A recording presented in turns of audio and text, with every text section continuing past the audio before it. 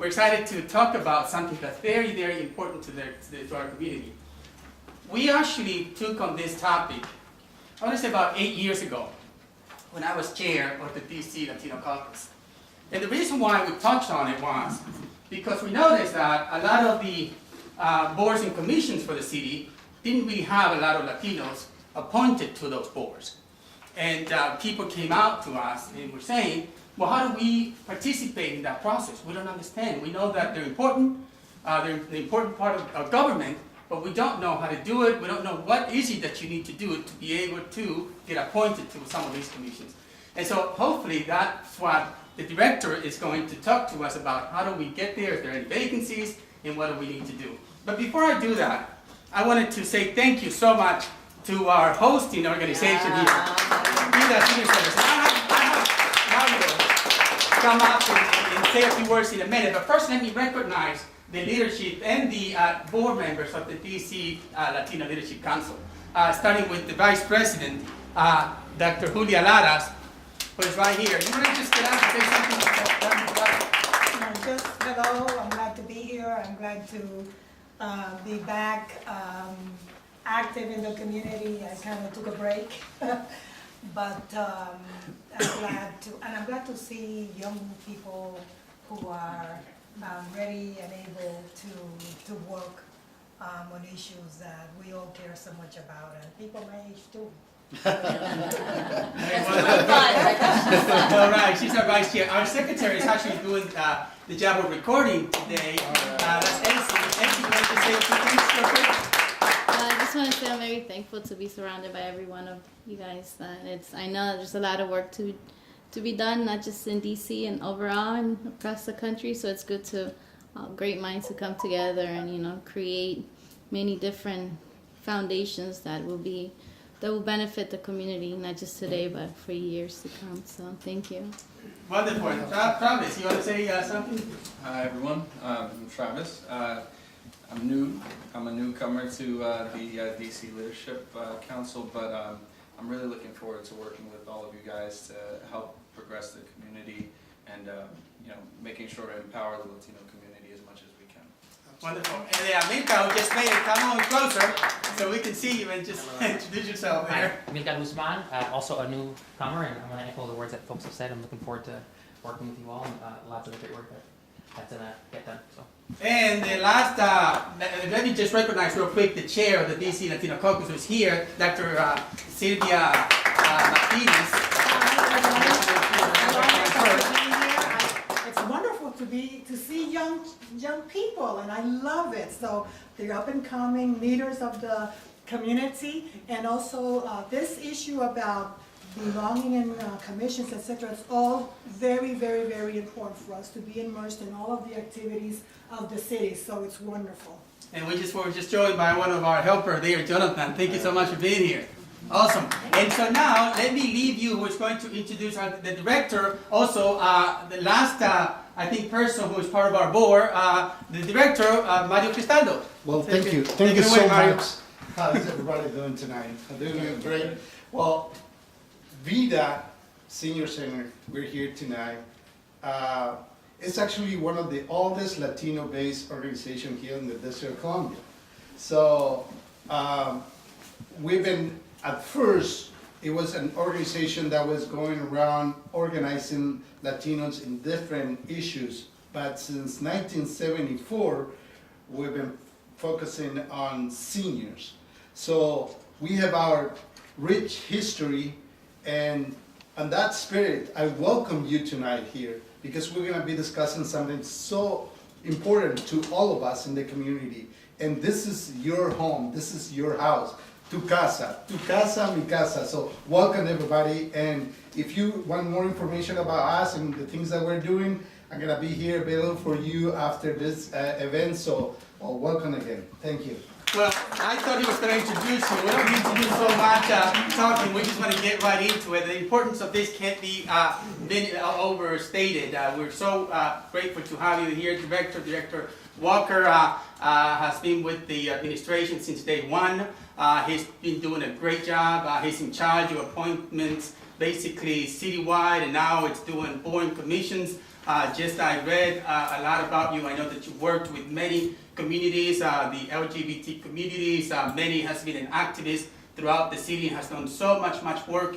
We're very, very grateful to have you, and thank you for taking time to be with us. Great. Floor is yours. Good evening, everyone. How's everybody doing? Yeah. Great. So it is really an honor and a privilege to be here. I want to thank you, Representative, for inviting me, and thank you for hosting me on behalf of the mayor. One of the things I love to do is talk about the opportunity to serve the District of Columbia. So I'm actually going to probably repeat a lot of things that I'm going to say once I get started with this presentation. But whenever I'm out in the community, which I don't do enough of, I get to see people and I get to make sure that those great talented people join the team to help out. One of the things the mayor gave a charge to my office, she said, I have created the Mayor's Office of Talent and Appointments. So there used to be an Office of Boards and Commissions. The mayor changed it to the Office of Talent and Appointments. So with that, it changes our whole mindset of what we're doing with finding people. So our office handles the mayor's 2,179 appointments. Who's counting? To boards and commissions and also to the cabinet. So the mayor appoints 262 people to the staff.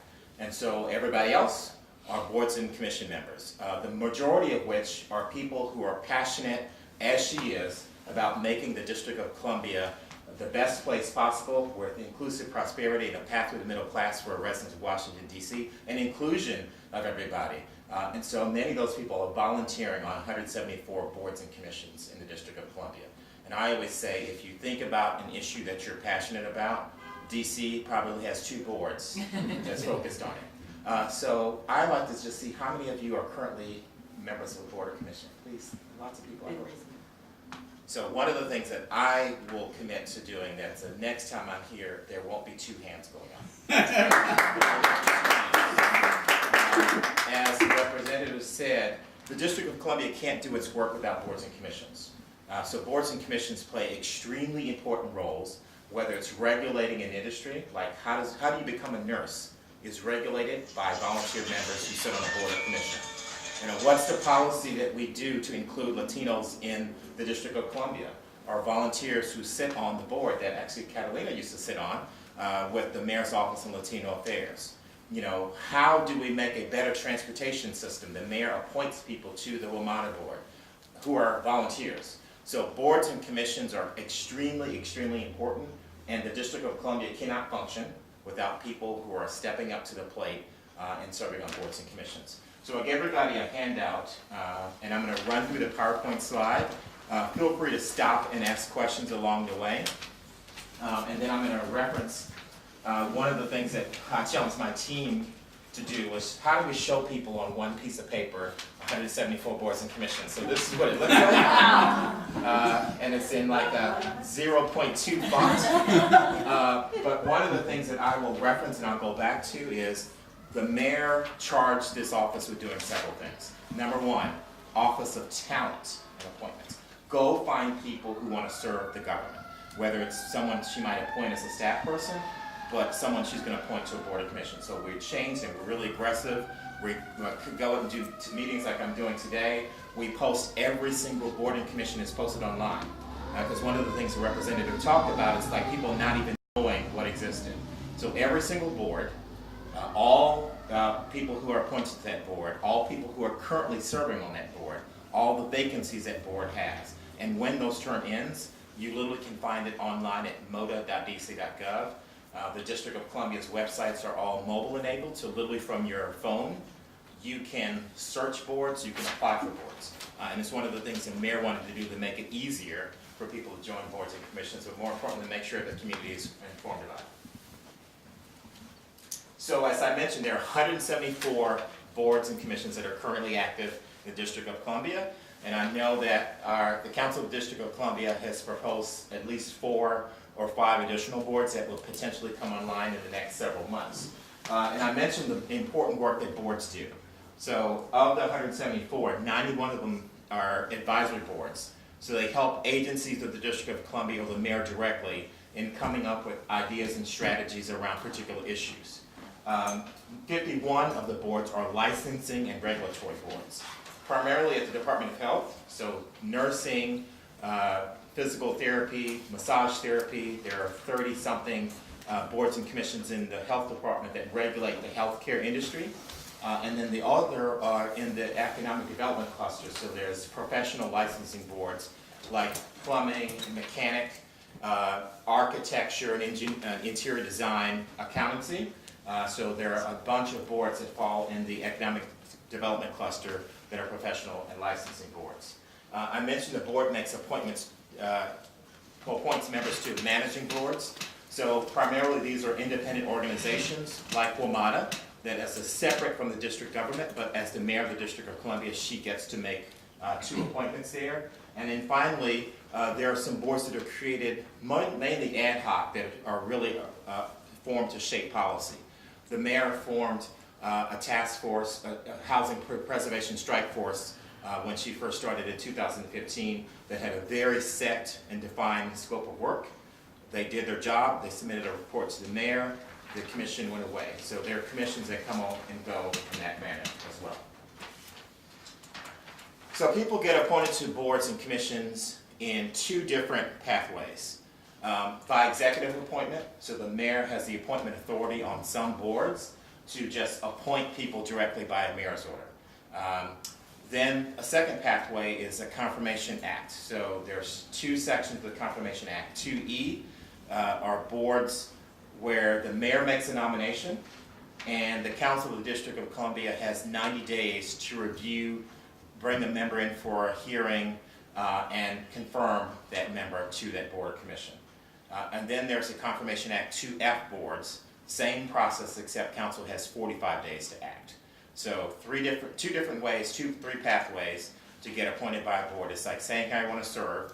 On some boards, our team will work directly with the individual and go, congratulations, the mayor is appointing you.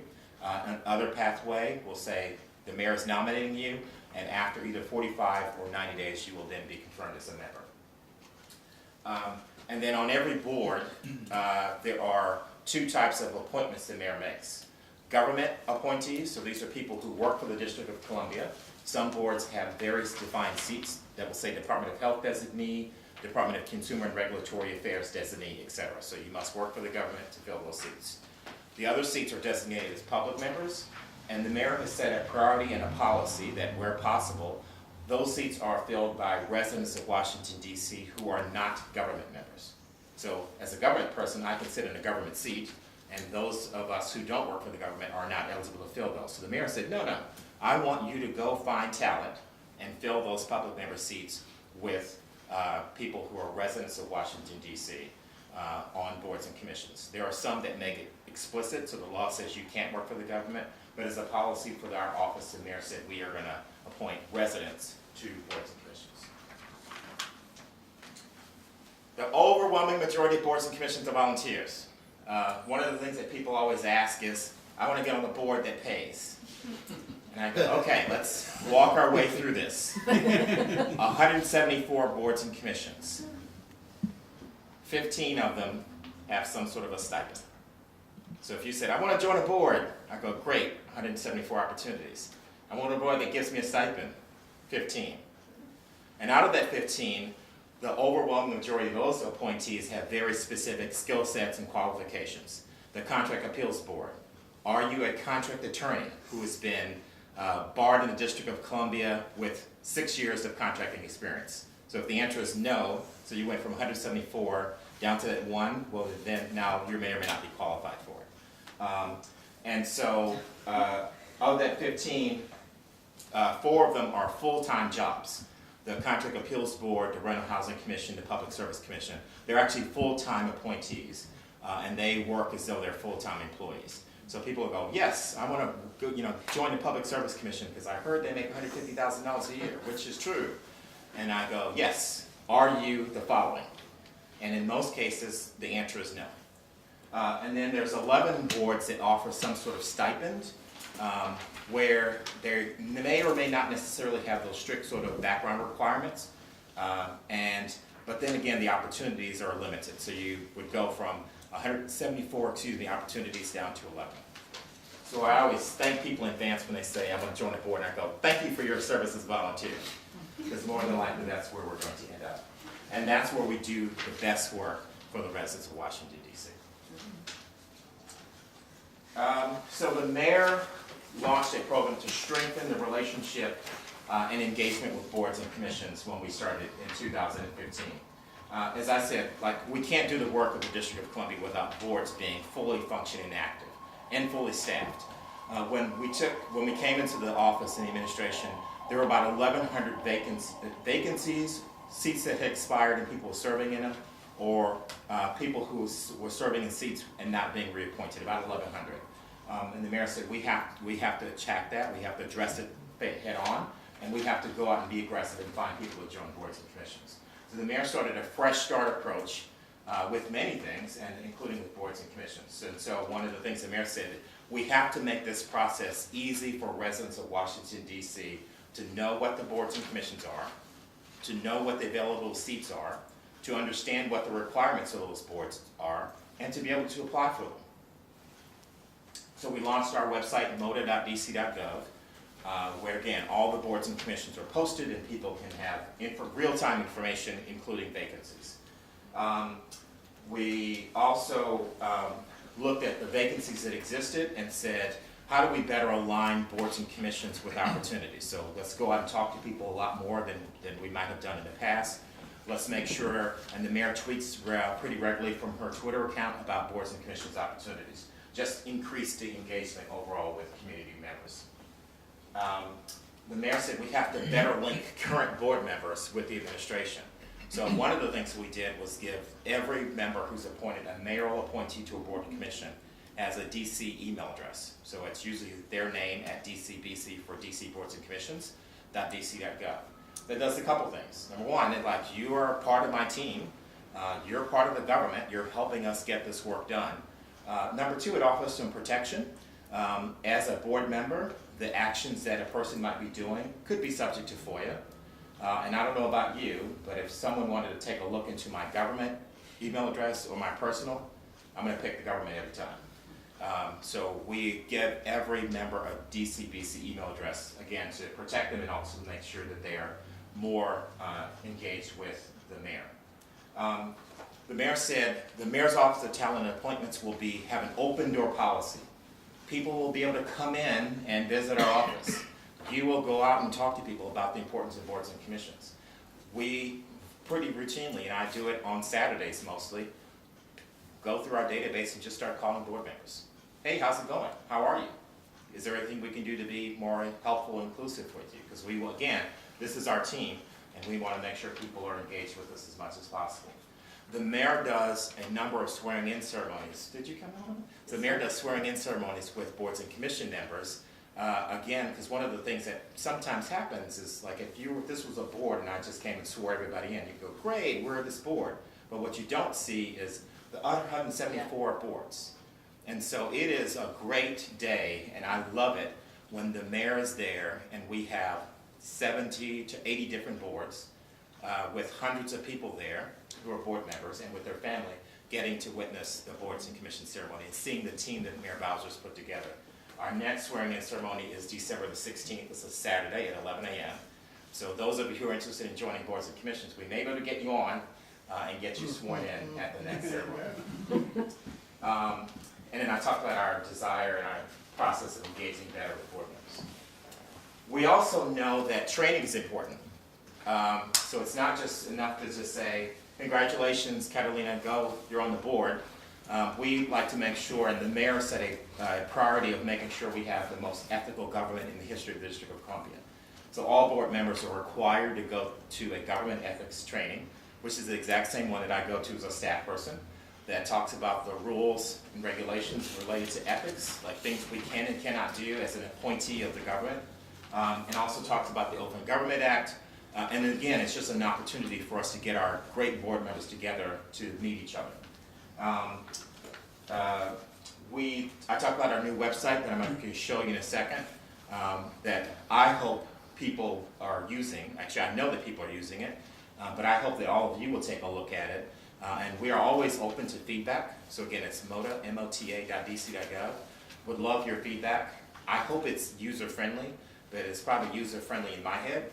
And so we learned from people by saying it would be easier if we could do this in one less click. So please share your thoughts with us. So you might be asking, how do I become a board member? And I'm just going to kind of walk through some of the steps that we have. The first is we either go out and find you, or you find us, and say, I want to help the District of Columbia. Sometimes people say, I don't know what I want to do.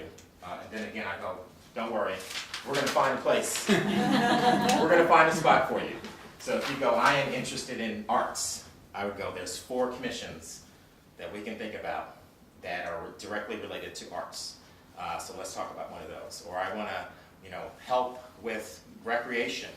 I want to do physical fitness, and I'll go, don't worry, we got 3 different commissions that have direct or indirect roles with physical fitness and recreation activities, including a brand new board that we're working on forming right now, the Advisory Committee on the Use of Public Space, that will help the mayor think through what's the best use of the Department of Parks and Recreation facilities. So whether it's the athletic fields, the parks and recreations, there have been some challenges and opportunities on making it better, and so the mayor said, let's get a group together of residents to give me advice on how to do this.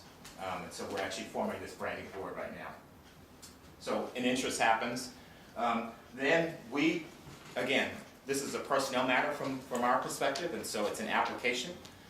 We need a bio and a resume from everybody, mainly to make sure that on resumes that it matches what the requirements are for that board of service.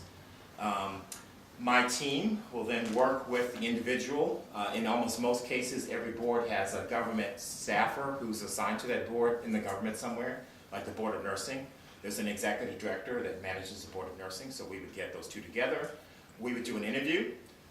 We'd say, we think this person is a good fit, and more importantly, the board, a potential nominee, would say, I think this is where I want to go. And if it isn't, we'll try to find another opportunity along the way. After that, we start the appointment process after the mayor approves it. So we send to the mayor recommendations that come from my team through those interview processes, and we go, Mayor, we think this person is a great fit for the board. There are some boards that the mayor will say, great, move forward.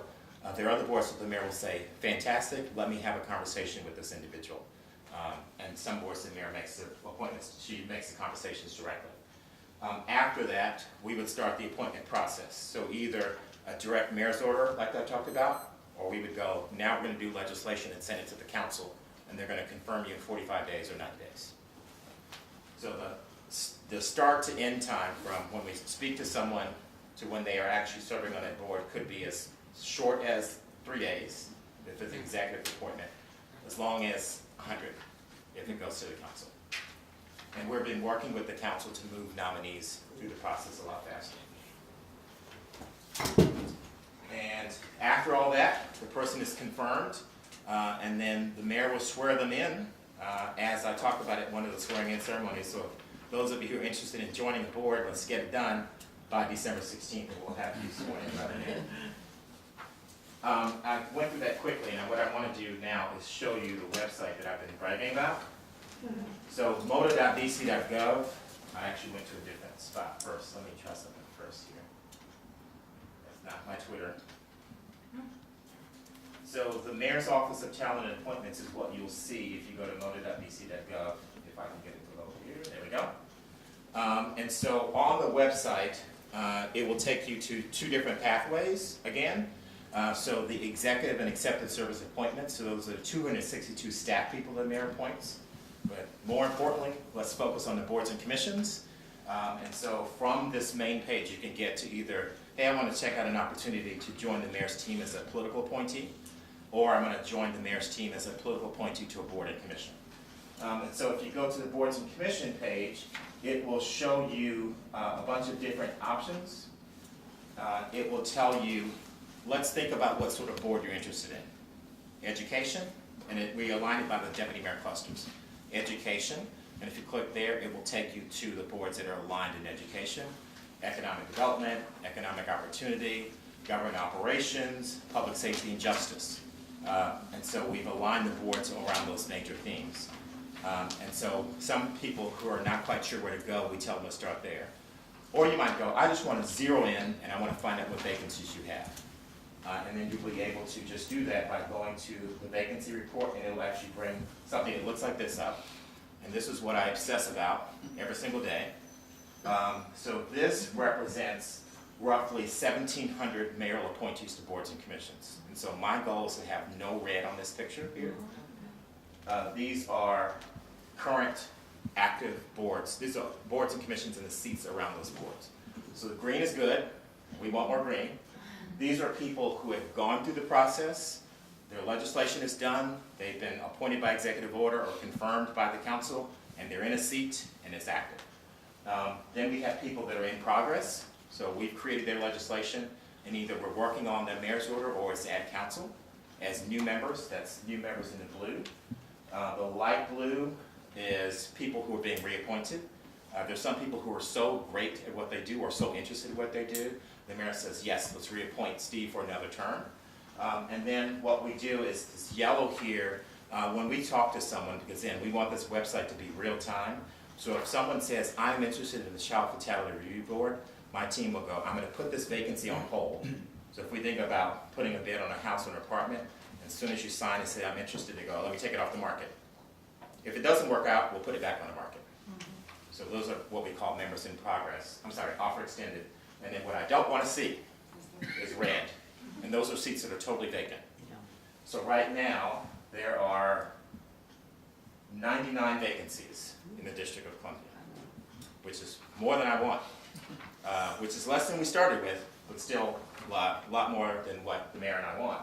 And so just like how I just touched that pie chart, this will show you exactly which boards are vacant and which seat is vacant. So you can say Board of Nursing, yes, but a licensed practical nurse on the Board of Nursing. I want to be on the Board of Nursing, but I'm an RN. Sorry, I can't do that one. So let me think about something else. And literally, for these 99 seats on these, and I can tell you how many boards, How many vacancies? it's 99 vacancies on 68 boards and commissions. 99 seats on 68 boards and commissions. So you can say, I just want to go straight there, and I want to fill one of these vacancies. Or you can say, I'm not quite sure. Let me have a conversation with your team or me. We will come out and meet with individuals. We'll say, come to the office. We will walk through what boards exist, and we'll go, nothing now, but February there's a seat that's up, and let's have you apply for it, or March or April, or next June. We have one person who said, put me in the hopper for a seat that ends in February 2019.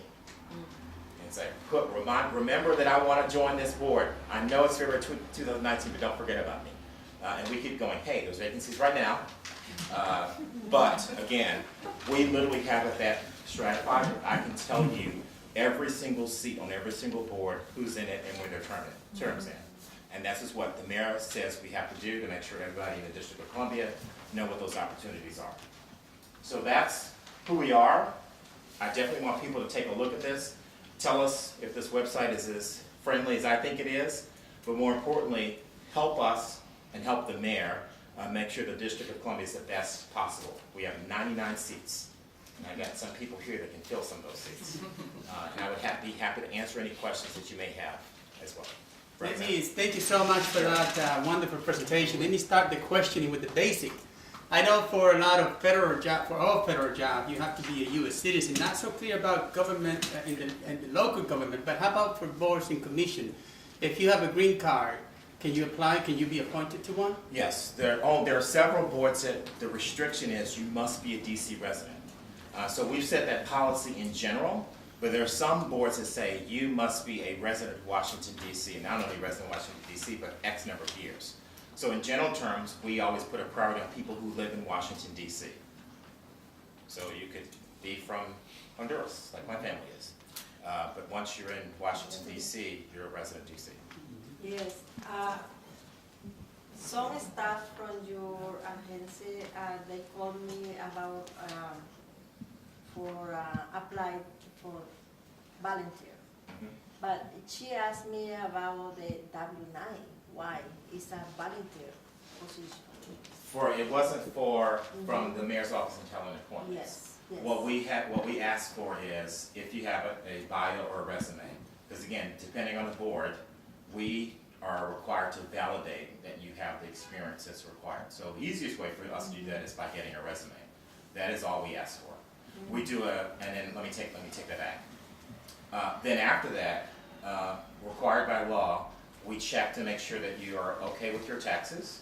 Yeah. And then we do a background disclosure. Yeah. So those are the two things that we do. Steve, I just want to clarify the question here by Franklin. Is the issue of citizenship, not residency in DC. So the question again is, do you have to be a U.S. citizen? Yes. Is it okay to be a permanent resident of the United States of America? As long as you are a resident of Washington, D.C. It doesn't matter whether, thank you. Resident of Washington. I just wanted to, Yes. okay, thank you. So, terms of these different boards and also how often they meet. Yes. So I would have to say 174 boards, 174 different ways. Literally. So there's some boards that meet monthly, some meet quarterly. There's at least 2 that I know about that meet once per year. So it's dependent on the board. So the average is probably monthly. But again, so it's monthly, it's sometimes every other month. It's quarterly, it could be annually. And I think there's one that meets every other year with the Attorney General and with the Mayor. And then in terms of terms, again, same thing, 174 boards, probably 100 different ways. Some have 1-year terms, some have 3, some have 5, one has 7. The average is about 3. So the average is a monthly meeting and a 3-year appointment, average. And is that all mentioned in the, Yes. for example, the vacancies, Yep. like how many times you would require to meet? Yes. So if you went to this website, again, I keep going back to, and you clicked on the board, it will tell you this, here's the description of what this board is and what it does. Here's the number of time it meets. Here's who's the chair of the board right now. If you have a question, let me ask the MOTA person a question. But you know what? I bet the Board of Nursing Executive Director probably knows more about this board than MOTA. The Board of Nursing Executive Director's phone number and email address is here, and how many times it meets, the length of term, and then you might go, like, who else is on this board? So you can see, oh, look, which one did I just click? The Commission on Fashion Arts and Events, so I talk about the different arts commissions that we have, and I just happened to pick that one. And you go, oh, look, it has 7 community members, so, I'm sorry, 8 community members, so the mayor appoints 8 residents, and it also has 7 district government seats. You go, oh, I wonder who they are. And if you just click on the commissioner list, it will tell you, here are the district government agencies that have a board appointment, and here's the person's name, and here are the public members, and here's that person's name, and the email address we give them. Because you might want to go, Catalina, how's everything going on that board? I'm interested in joining. So the email address that we give Catalina, you can talk to her on. Does it include when it meets? First Mondays, Saturday mornings, second Wednesdays of the month? that kind of Yes, thing? so it'll say monthly, and then we have a link to the board, because in most cases, sometimes it changes. So you can click on the Child Fertility Review Board, and it'll say monthly at the Office of the Chief Medical Examiner, forget the address, on 4th Street Southwest at 9 o'clock. So we try to go, what are all the questions that people have? And actually, we learned this by having meetings like this, and we go, here it all is on this website. Yes, sir. Are there any boards or commissions that deal with literacy or language access in the district? Certainly. The Financial Literacy Council. There is the brand new commission that's being formed, the Digital Literacy Commission, and then there's at least 1 or 2 other commissions that work on language access as well. And through the offices of Latino Affairs, Asian Pacific Island Affairs, and African Affairs, I think those, I probably missed one, part of their charge of that commission is to ensure proper language literacy and language access for residents of Washington, D.C. So it's part of the charge of that commission, and so we on purpose put people on those boards who come saying, hey, don't forget about it. How many commissions do you have on senior affairs, senior? So there's a commission on aging, there's a commission on, there's an age-friendly DC task force. The crazy thing is, I can kind of throw all these commissions out. I gotta scare myself. The Commission on Aging, I believe it has 15 District of Columbia residents. And what we try to do, and I forgot to mention one other thing, what we try to do, and this was the mayor's initiative of making sure residents of all 8 wards of Washington DC have engagement. So if a board has 8 slots, we go 1 person from Ward 1, 1 from Ward 2, all the way down to Ward 8. If it has 16, we go, great, that's 2. 2 from each ward. Sometimes in boards that have 5 people, it's just, there's no way to squeeze 8 people in a 5-person board.